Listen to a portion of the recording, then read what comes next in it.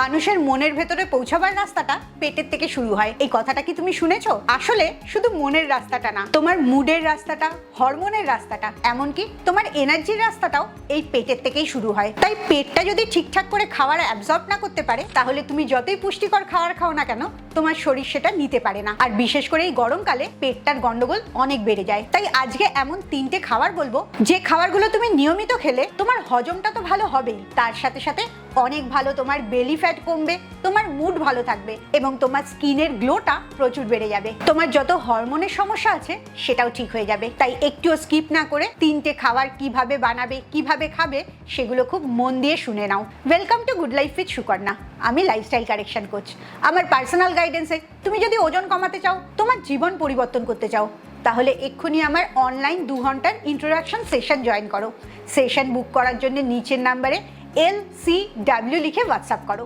আজকে যে 3টে খাবার বলবো, এই 3টে খাবারই ফার্মেন্টেড খাবার। ফার্মেন্টেশন এমন একটা পদ্ধতি যেটা প্রাকৃতিক নিয়মে মাইক্রো অর্গানিজম যেমন ব্যাকটেরিয়া বা ইস্ট খাবারকে ব্রেকডাউন করে, আর খাবারের মধ্যে যে পুষ্টিগুণ আছে সেগুলো তোমার শরীরে ভালো করে মিশতে সাহায্য করে। যেমন দুধে যতটা পুষ্টি আছে, সেটা যখন ফার্মেন্টেড হয়ে যায় তখন সেটা দই হয়ে যায়। সেই দইয়ে পুষ্টিগুণ অনেক বেড়ে যায়, যেটা এই পেটের ভেতরের ব্যাকটেরিয়াগুলোর জন্য খুব উপকারী। তাই যে কোনো ধরনের ফার্মেন্টেড খাবার তুমি যখন খাও, তখন তোমার অন্যান্য খাবারের পুষ্টিটা শরীর অনেক ভালো করে নিতে পারে, তোমার হজমটা খুব ভালো হয়, ফ্যাট বার্নিংটা প্রচুর বেড়ে যায়, আর হরমোনটা ব্যালেন্সে থাকে। এই গরমকালে রোজ এই 3টে খাবারের মধ্যে থেকে যে কোনো একটা ফার্মেন্টেড খাবার যদি তুমি রোজ খাও, এবারের গরমে পেট খারাপ থেকে তুমি বাঁচতে পারবে, আর তোমার মাথাটাও অনেক শান্ত থাকবে।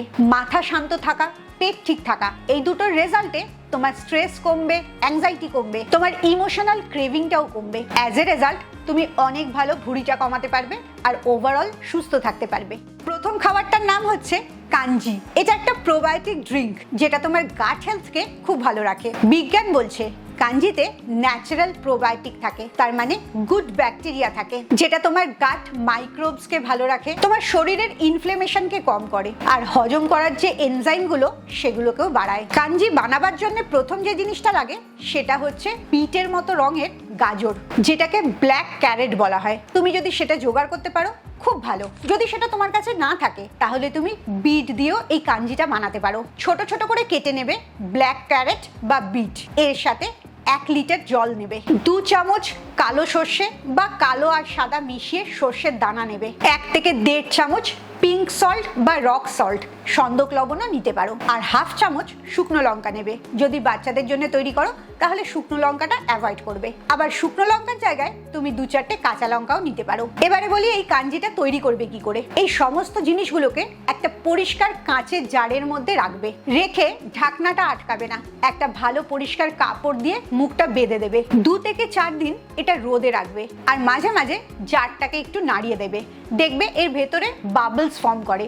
যখন তুমি জারটাকে নাড়াবে তখন বাবলসগুলো বাইরে বেরিয়ে যাবে। যদি জারটা বড় হয়, নাড়াতে অসুবিধা হয়, তাহলে একটা কাঠের ডান্ডা বা কাঠের হাতা দিয়ে একবার ঘেটে দেবে, ঘেটে আবার মাথাটা কাপড় দিয়ে বেঁধে দেবে। 3-4 দিন পর টেস্ট করে দেখবে এই জলটা কিরকম একটু টক টক খেতে হয়ে গেছে, তখন বুঝতে পারবে কাঞ্জিটা রেডি হয়ে গেছে। এটাকে তখন তুমি ফ্রিজেও স্টোর করতে পারো। তবে কাঞ্জি পুরো প্রসেসটা 7 দিনের মধ্যেই শেষ করতে হবে। 7 দিন পরে ওটা হয়তো বা বেশি খারাপ হয়ে যাবে, তখন আর খেতে পারবে না। তাই কাঞ্জিটা তৈরি হতে যেরকম 3 থেকে 4 দিন সময় লাগছে, ওটা নেক্সট 2 থেকে 3 দিনের মধ্যেই খেয়ে ফেলবে। কাঞ্জিটা চেষ্টা করবে সকালবেলা খালি পেটে 1 গ্লাস খেতে, কিংবা দুপুরে ভাত খাবার 30 মিনিট আগেও খেতে পারো। এই যে সর্ষের দানা মেশাচ্ছ, এই সর্ষের দানাটাই ন্যাচারাল প্রোবায়োটিক তৈরি করতে সাহায্য করছে, তাই সর্ষের দানা দেওয়াটা একদম মিস করবে না। আর দুটো গুরুত্বপূর্ণ কথা মনে রাখবে। প্রথমটা হচ্ছে প্লাস্টিকের বা অন্য ধাতুর জিনিস ব্যবহার করবে না, কাঁচের জারের মধ্যেই এটা বানাবে। আর দ্বিতীয়টা হচ্ছে যদি দেখো অনেক বেশি টক হয়ে গেছে,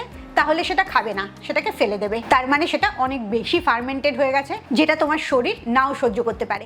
এবারে আসি 2 নম্বর খাবারটায়, খুব পছন্দের একটা খাবার, সেটা হচ্ছে আচার, যেটা ছাড়া বেশিরভাগ মানুষের খাওয়া সম্পূর্ণই হয় না। তবে এই আচারটা প্রচুর তেল আর মশলা দিয়ে বানালে চলবে না, আর চেষ্টা করবে বাড়িতেই বানাতে। তেল মশলা কম দিয়ে তুমি যে আচার বানাচ্ছ, সেই আচারটায় গুড প্রোবায়োটিক থাকছে, যাতে তোমার পেটে গ্যাস হলে সেটার থেকে তুমি ভালো থাকতে পারছো, ব্লোটিংটা কমছে, হজমটা ভালো হচ্ছে, তোমার ওভার ইটিংটাও কম হবে। আচার বানানোর জন্য তুমি কাঁচা আম নেবে, ছোট ছোট করে টুকরো করে নেবে সেই আমগুলো। আমের জায়গায় তুমি লেবুর আচার বানাতে পারো বা মিক্সড ভেজিটেবলসের আচারও বানাতে পারো। আচারের মশলা হিসেবে নেবে 2 চামচ সর্ষে দানা, 1 চামচ মৌরি দানা, হাফ চামচ মেথি দানা, হাফ চামচ হলুদ, হাফ চামচ শুকনো লঙ্কার গুঁড়ো, 1 থেকে 1.5 চামচ রক সল্ট বা পিঙ্ক সল্ট, আর 1 চামচ তেল। 1 চামচের বেশি তেল ব্যবহার করবে না। এই সমস্ত জিনিসগুলো মিশিয়ে একটা জারের মধ্যে ভরে নেবে। কয়েকদিন রোদে রাখলেই দেখবে আমগুলো নরম হয়ে গেছে, তখনই তুমি এটা খেতে পারবে। এখানেও কিছু ইম্পর্টেন্ট কথা মনে রাখতে হবে। আচারটা ভালো বলে অনেকটা খাবে না, ছোট একটা টুকরো আম দুপুরবেলা লাঞ্চে খেতে পারো। আর তোমার যদি এরকম কোনো ওষুধ চলে যেটাতে এই ধরনের খাবার খাওয়া যাবে না, তাহলে তুমি ডাক্তারকে জিজ্ঞেস করে খাবে। আচার বানাবার সময় কয়েকটা ভুল একদম করো না, যেমন প্রচুর তেল ব্যবহার করো না, 1 চামচ মাত্র ব্যবহার করবে। রোদের মধ্যে অবশ্যই রাখবে, না হলে ফার্মেন্টেশন প্রসেসটা ঠিক করে শুরুই হবে না। হতে পারে সূর্যের আলোর অভাবে আচারটা নষ্ট হয়ে গেল। কোনো রকম মেটালের চামচ ব্যবহার করবে না, কোনো জল ওর মধ্যে যেন না পড়ে, শুকনো অবস্থায় ওটাকে রাখবে। আর বাজারের আচার একদমই অ্যাভয়েড করবে, কারণ সেখানে প্রচুর তেলও থাকে আর প্রিজারভেটিভও থাকে। চেষ্টা করবে আচার খেতে হলে বাড়িতে বানিয়ে খেতে। এবারে আসবো 3 নম্বর প্রোবায়োটিক বা ফার্মেন্টেড খাবারটাতে। এটা আসলে একটা চা, যার নাম কাম্বুচা। এতে 3টে জিনিস দরকার হয়। প্রথম চা পাতা, দ্বিতীয় চিনি। এই দুটোই খুব সহজে তুমি পেয়ে যাবে। কিন্তু 3 নম্বর জিনিসটা, যেটা এটার জন্য সবচেয়ে গুরুত্বপূর্ণ, সেটার নাম হচ্ছে স্কুবি, SCOBY। এটা একটা গুড ব্যাকটেরিয়া আর ইস্টের সংমিশ্রণ। যখন এটার ফার্মেন্টেশন চলে, তখন চিনিটা কনভার্ট হয়ে গুড অ্যাসিডস আর প্রোবায়োটিক তৈরি করে। এই প্রোবায়োটিকটা গাটের স্বাস্থ্যের জন্য খুব ভালো। রিসার্চ বলছে কম্বুচা খেলে তোমার হজম শক্তি ভালো হয়, তোমার মেটাবলিজম ঠিক থাকে, শরীরটা ফুলে যাওয়া কম হয়, আর ভীষণ ভালো ডিটক্সিফিকেশন হয়, যার জন্য এটা তোমার ওয়েট লসে ভীষণভাবে সাহায্য করে। কম্বুচা বানাবার জন্য 1 লিটার জল নেবে, 2 চামচ চা পাতা নেবে বা টি ব্যাগ নিলে 2টো টি ব্যাগ নেবে, 3 থেকে 4 চামচ চিনি নেবে, একটা স্কুবি পিস নেবে। আর যারা অলরেডি আগে কম্বুচা বানিয়েছো, সেই আগের কম্বুচার জল কিছুটা নিয়ে নেবে, হাফ কাপের মতো।